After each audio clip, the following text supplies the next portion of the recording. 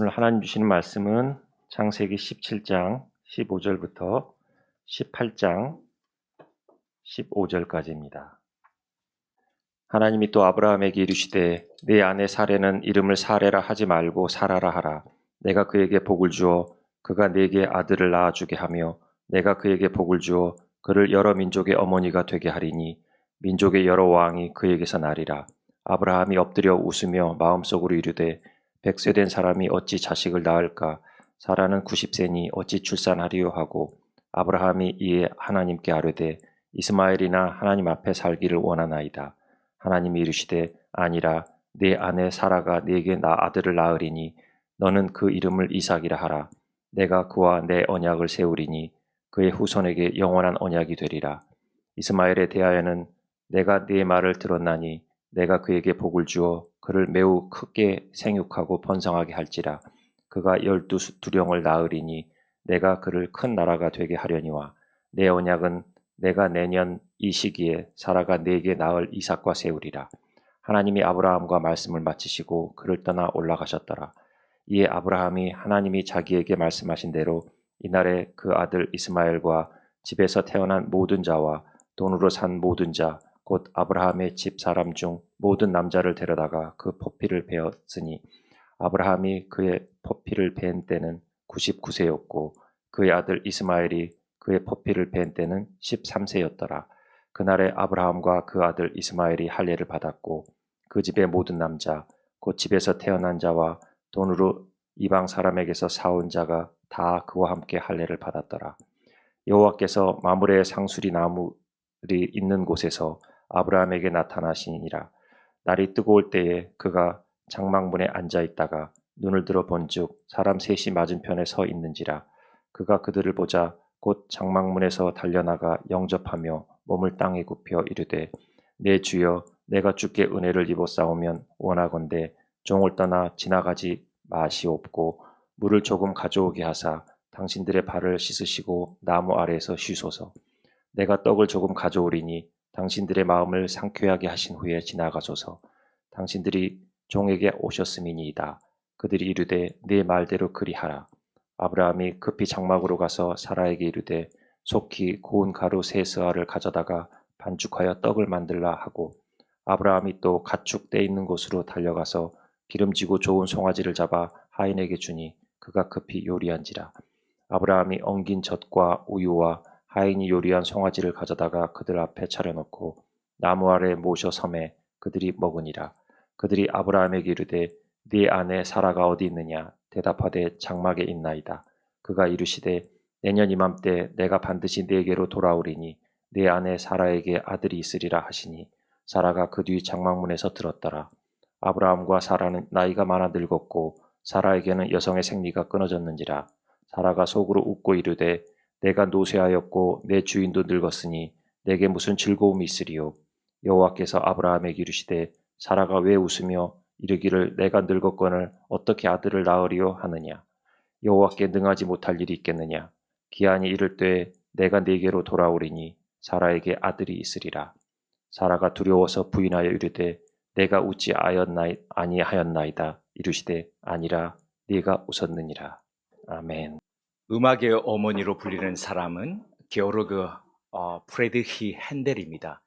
1685년 독일에서 태어나 영국으로 이주해서 영국에 귀화했던 바로크 시대의 대표적인 음악가이죠. 메시아를 비롯한 수많은 오라토리오를 만든 작곡가이기도 한데요. 제게 있어서 이 사람이 좀 특별했던 것은 20대에 제가 다녔던 교회에서 매년 성탄절 되면은 전 교우들에게 이 메시아 악보를 나눠주고 다들 합창을 했다는 겁니다.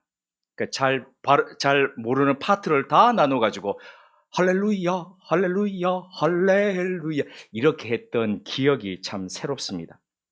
근데 핸델이 이 음악사에 있어서 독보적이었던 것은 오라토리오가 아니라 오페라 때문입니다. 무려 46개나 되는 오페라를 남겼습니다. 그 중에서도 가장 사람들에게 유명하고 널리 알려진 것이 바로 리날도이죠.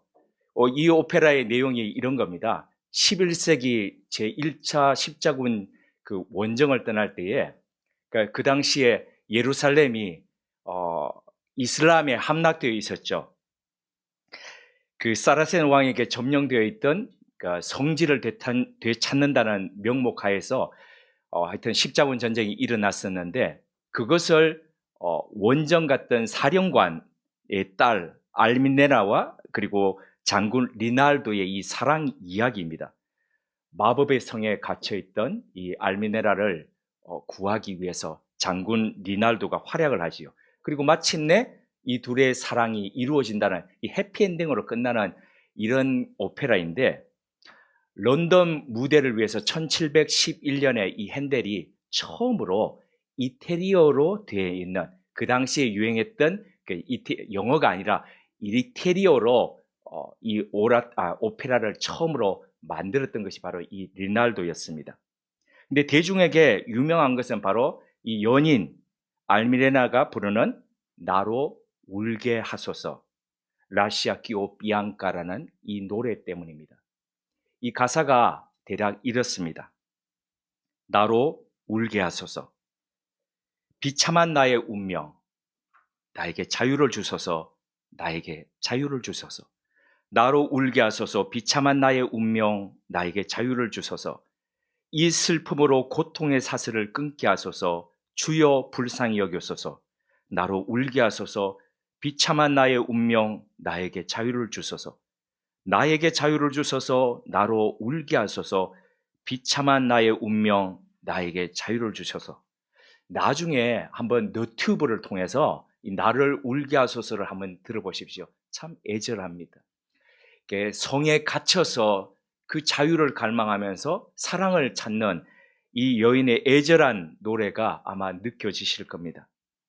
오늘 설교 제목을 나를 웃게 하시는 하나님이라고 정해놓고 울게 하다라는 이런 우는 이야기를 시작하니까 이게 무슨 상관이 있나라고 그렇게 여기실지 모르겠습니다. 울다와 웃다가 분명 다른 감정이죠. 그런데 분명히 다른 감정인데 그 감정이 매우 밀접하게 연결되어 있다는 것을 오늘 본문 가운데서 발견합니다. 지난 주일에 살펴보았듯이 하나님께서는 13년의 침묵을 깨고 아브라함에게 나타나셨습니다. 아브라함의 나이 99세, 하란을 떠난 지 24년이 되던 해였습니다.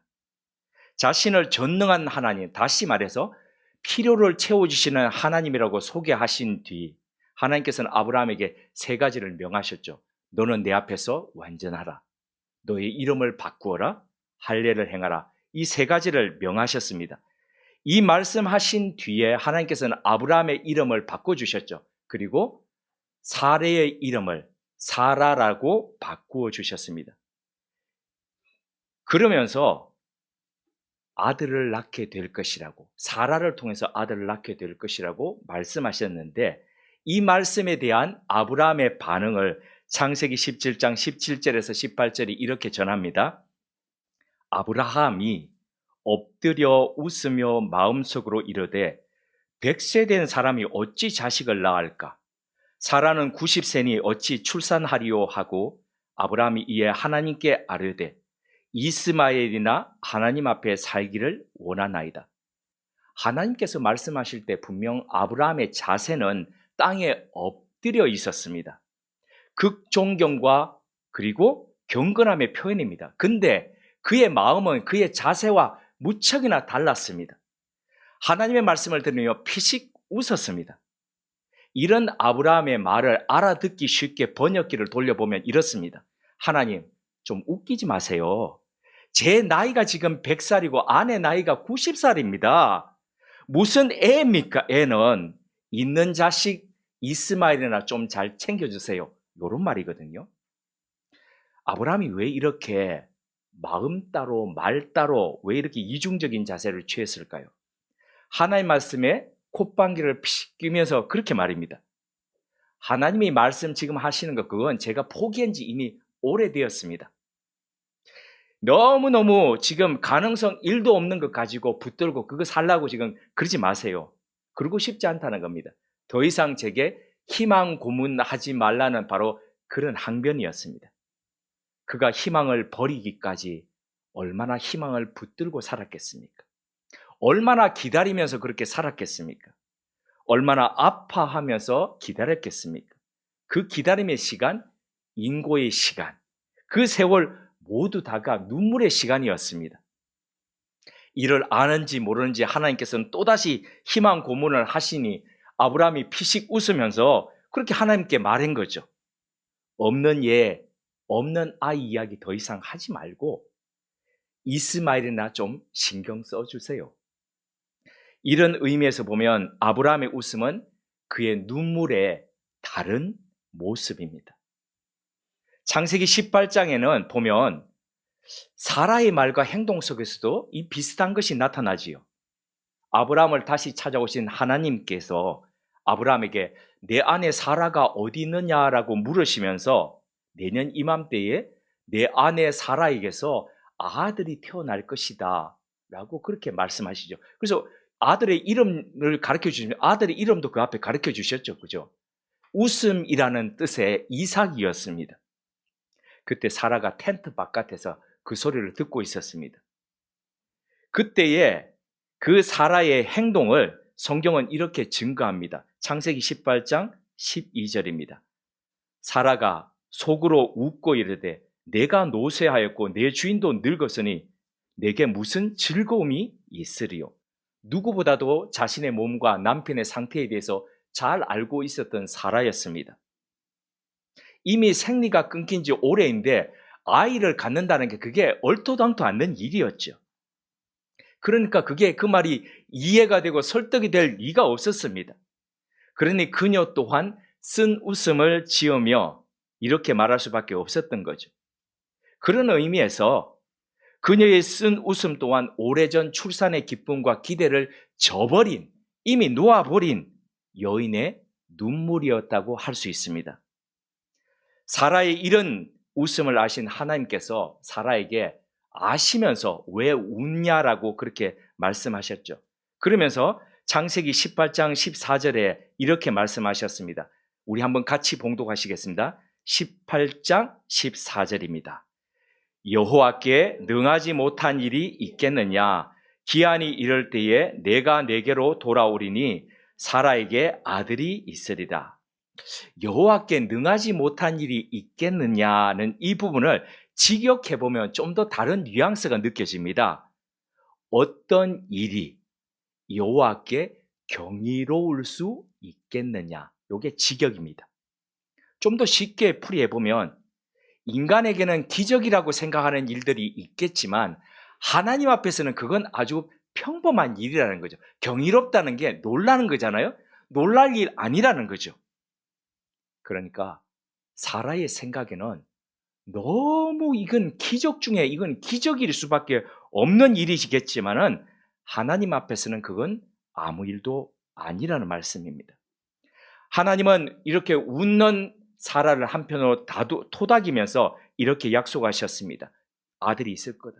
근데 이 약속은 이후에 실현이 되었습니다. 창세기 21장 1절에서 7절을 보면 아브람과 사라가 피식 웃었던 그 일이 실제 그들의 기쁨과 즐거움이 되는 그 일이 나옵니다.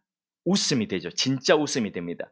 말도 안 되는 일을 하시겠다는 그 하나님께서 그 일을 이루셨고 아브람 부부를 진짜 웃도록 만드셨습니다.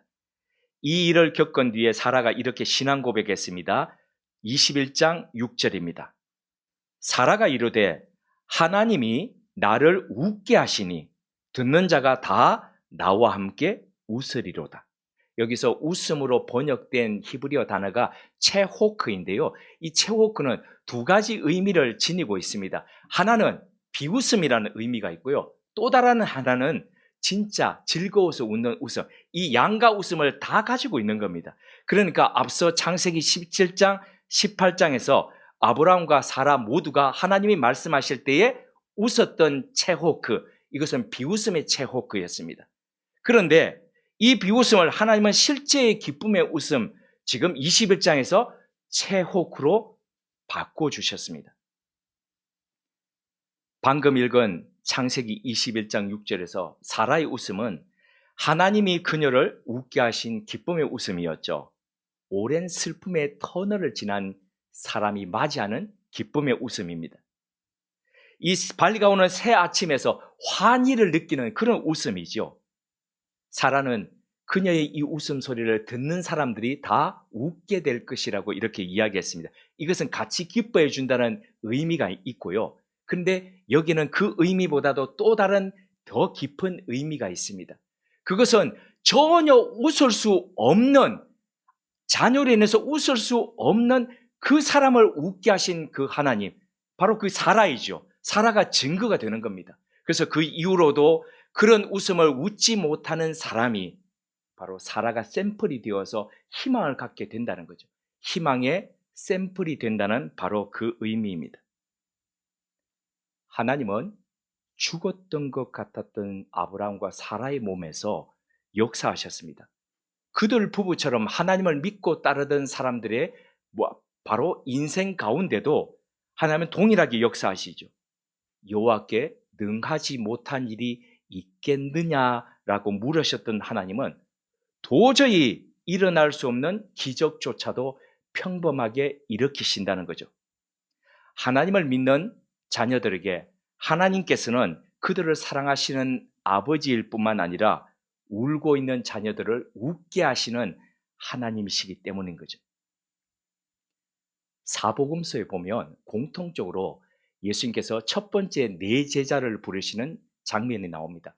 마태복음 4장, 마가복음 1장, 누가복음 5장, 요한복음 1장에 공통적으로 기록이 되어 있습니다. 그런데 누가복음 5장은 다른 복음서와 달리 이 부분들을 좀 더 세밀하게 그 상황을 묘사하고 있습니다. 상황이 이렇죠. 베드로를 비롯한 어부들이 밤새 물고기를 잡기 위해서 그물을 던졌는데 밤이 새도록, 그러니까 아침이 되도록 단 한 마리도 잡지 못했습니다. 아침을 맞아서 허무와 허탈에 젖어서 그물을 씻고 있을 때에 예수님께서 그들에게 나타나셨죠. 베드로의 배를 빌려서 잠시 그 물가 해변가에서 띄워서 그들에게 말씀을 전하신 뒤에 베드로에게 더 깊은 데로 가서 그물을 내려라라고 말씀하시는 장면입니다. 이 구절을, 깊은 곳에 가서 그물을 내리라고 하는 이 구절을 풀어보면 이렇습니다. 너는 깊은 데로 가라. 그리고 너희는 그물을 깊은 곳에 내려라. 고기를 잡아라. 이런 명령이었습니다. 이 부분을 원문의 뉘앙스에 맞게 다시 재해석해보면 이렇습니다. 너는 깊은 곳으로 다시 돌아가라. 돌아오라, 돌아가라 라 번역했던 이 헬라어 동사 에파나고는 해변으로 떨어져서 먼 곳으로 나가라는 그런 의미가 있습니다. 먼 곳으로 진출하라는 거죠. 옆에서 안전하다고 생각하는 그 물가, 바로 지면이 가까운 곳에 거기서만 놀지 말고 그 지면을 떠나서 먼 곳으로 나가라는 겁니다. 진출하라는 겁니다. 다시 말해서 이 에파나고는 익숙한 장소, 내가 지금까지 있던 안전하다고 생각하는 그곳을 벗어나라는 겁니다. 과감하게 떠나서 기존 것과 단절하는, 그런 단절하라는 의미가 들어 있습니다. 이 말씀을 들으면서 베드로가 이렇게 대답했습니다. 누가복음 5장 5절입니다. 시몬이 대답하여 이르되 선생님, 우리들이 밤이 새도록 수고하였으되 잡은 것이 없지만은 말씀에 의지하여 내가 그물을 내리리다 하고, 사람들이 말씀에 의지하여 그물을 내리리다 요 말을 들으면서 이야, 이렇게 순종하니까 물고기가 그물이 찢어질 정도로 그렇게 잡았구나라고 생각을 하는데요. 이거는 그런 뉘앙스가 아닙니다. 이때의 상황을 한번 생각해 보십시오. 밤새도록 일을 해보면 아침이 되면 완사가 귀찮습니다. 저는 대학 1학년 때에 선배하고 더불어서 자동차 만드는 공장에 가서 밤새도록 한 달간 일을 해서 돈을 벌어봤던 적이 있습니다. 밤을 새도록 일을 하면은 아침에 만사가 귀찮습니다. 만사가 귀찮은데 이제 들어가서 빨리 쉬려고 하는데 거기다가 그물을 다시 깊은 데로 가서 저어가지고 하라 그러면 이거 쉽게 말씀에 의지하여서 그럴 사람 별로 없습니다. 그것도 내가 지금까지 이 갈릴리에서 잔뼈가 굵은 사람인데 백면 서생이 와서 훈수를 두면서 하는 거 그거 듣고 싶은 마음 없을 겁니다. 그런데 사람들이 주위에 쭉 둘러서서 그 말씀을 듣고 있었으니까 지금 할 수 없이 해보겠다는 거죠. 자, 뱃사람의 어투를 살려서 다시 번역기를 돌려보면은 대략 이런 이야기입니다. 이봐요, 선생. 물고기 잡는 일이 우리 본업입니다. 우리 모두 다 이곳에서 잔뼈 굵은 사람입니다. 근데도 어젯밤에 밤새도록 여기저기 다 던졌는데도 한 마리조차 잡지 못했습니다. 근데 당신이 훈수 두네요? 그물 내려보라고요? 그래, 어디 한번 해보기라도 합시다. 이렇게 네 말이 맞나 내 말이 맞나 그렇게 한번 해보자. 지금 그 얘기거든요. 베드로의 이 말은 아브람과 사라가 피식거렸던 그 웃음이었습니다. 긴 밤 내내 고통스럽게 허물을 건져 올렸던 바로 그들의 조소였고 비웃음이었습니다. 밤새 그물을 던졌으되 안 던져 본 곳이 없을 정도로 이곳저곳 다 던져 보았지만 그런데도 깊은 곳으로 다시 돌아오라고 주님 말씀하시죠. 베드로를 향해서 다시 돌아오라. 이 말씀 속에 그 돌아오라는 깊은 곳은 인간이 자리해야 할 심년의 자리입니다. 본래의 자리입니다. 자기 불안, 탐욕, 무지에 맹목적으로 매달려서 밤을 새던 그 경계를 넘어서서 낯선 심년으로 나아가라는 초대이죠. 그것은 전혀 새로운 길이 아니라 하나님의 거룩한 본성으로 복귀하는 겁니다. 다시라 그러잖아요. 떠났던 그 자리로 다시 오라는 거죠. 그곳에 참된 기쁨과 웃음이 있다는 말씀입니다. 그렇기에 그날 아침의 기적은 그물이 찢어질 정도로 이렇게 걷어 올렸던 잡았던 물고기가 아니라 마치 베드로의 입이 벌어져서 찢어질 정도로 그냥 다물지 못했던 그 모습으로 바라보았던 경이로움의 심년이었습니다. 그 어느 곳에서도 만나보지 못했던 생의 희열이었습니다. 그러므로 그날 아침 베드로가 만났던 그 예수님은 다름 아니라 아브라함을, 사라를 웃게 하셨던 그 하나님, 바로 웃게 하시는 예수님이셨습니다. 오늘은 한 해 동안의 일들을 되돌아보면서 감사하는 감사주일입니다. 이 감사주일의 바탕이 원래는 추수감사이죠. 그런데 농경사회가 아니라 도심 생활 속에서 추수감사라는 의미는 많이 우리하고 멀기 때문에 감사주일로 그렇게 지키고 있습니다. 이 감사주일에 오늘의 본문의 말씀에 바탕할 때에 우리는 어떤 감사를 드릴 수 있을까요? 여호와께 능하지 못한 일이 있겠느냐? 이 말씀과 더불어서 우리를 웃기신 하나님, 우리를 웃게 하신 하나님에 대한 감사입니다. 2022년 한 해는 참 그 어느 때보다도 정신적으로 힘들고 고된 삶이었습니다. 허무와 허탈의 긴 밤이었습니다. 354명의 사상자를 낸 10월 말에 이 참사의 아픔이 아직도 진행형입니다.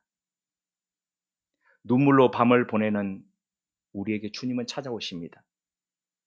생의 더 깊은 곳으로 우리를 들어오라라고 하십니다.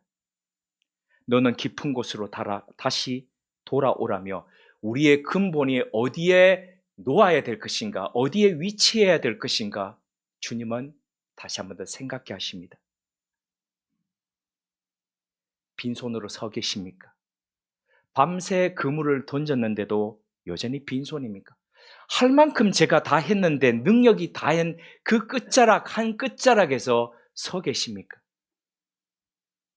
그래서 라시아 끼오 비앙카라라고 나로 울게 하소서라고 그렇게 노래하고 계십니까? 그렇다면 지금이야말로 우리가 기대할 때입니다. 지금이야말로 우리를 웃기시는 하나님, 우리를 웃게 하시는 그 하나님과 만날 때입니다. 이것이 바로 2022년 허무한 긴 밤 같은 한 해를 보내는 우리에게 그 감사주일에 주님께서 찾아오신 주님께서 주시는 말씀입니다. 함께 기도하시겠습니다. 하나님, 감사주일에 무엇으로 하나님께 감사드릴 수 있을까요? 하나님께 드릴 것은 우리의 빈손입니다. 우리의 울음입니다. 한껏 힘을 다해 보았지만 능력이 다한 죽은 것 같은 우리의 몸입니다. 그렇게 우리는 라시아 끼호 비앙카, 나로 울게 하소서라고 기도드릴 수밖에 없습니다. 이것이 하나님께 드리는 우리의 봉헌이고 우리의 믿음입니다. 하지만 하나님은 우리의 능력이 다한 자리에서 일하십니다. 하나님 앞에서 경이로운 일이 있느냐며 우리를 웃기십니다. 웃게 하십니다. 다시 돌아오라며 우리가 마땅히 있어야 할 심연으로 초대하십니다. 불안과 탐욕과 무지에 맹목적으로 매달려 밤을 새던 경계를 넘어 낯선 깊은 곳을 향해 나오라 하십니다. 예기치 못한 기쁨 가운데로 초대하십니다. 메마른 땅, 허무와 허탈의 밤을 이제 하나님 앞에서 풀어놓게 하옵소서. 주님과 함께 다시 믿음의 심연으로 나가게 하옵소서. 그리하여 이 땅에서 진정 웃는 사람 되게 하옵소서. 깊은 절망과 슬픔의 밤을 보내는 이들의 희망이 되게 하옵소서. 하나님, 감사합니다. 고맙습니다.